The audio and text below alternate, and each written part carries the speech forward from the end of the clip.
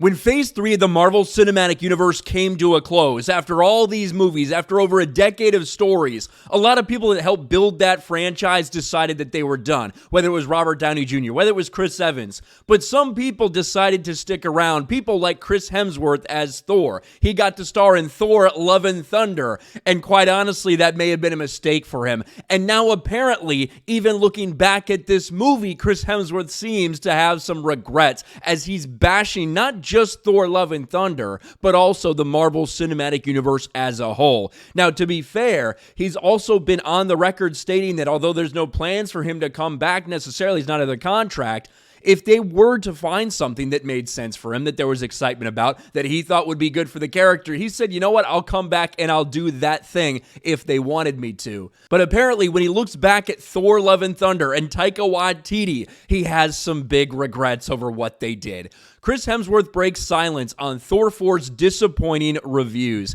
And it wasn't even just Thor 4 that he talked about. He also gave a hot take, well, not really hot, a real take, one that we've been talking about for a long time, on the failure that was Ant-Man and the Wasp: Quantumania. But first, let's get to what he said about his own movie.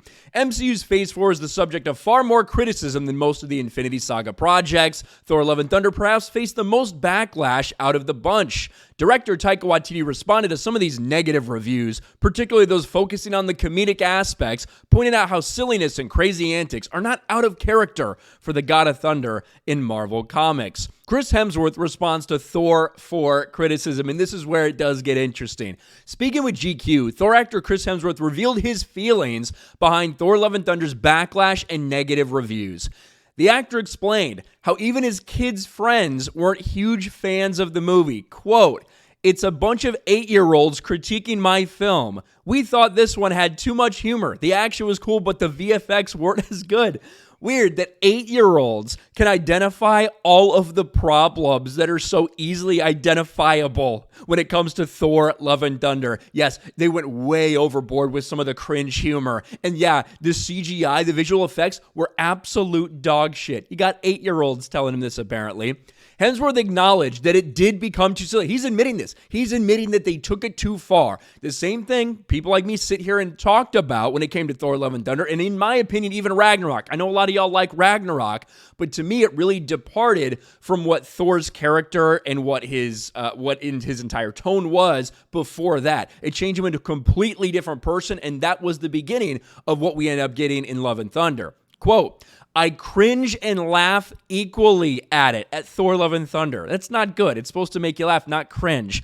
"I think we just had too much fun. It became too silly. It's always hard being in the center of it and having any real perspective. I love the process. It's always a ride, but you just don't know how people are going to respond."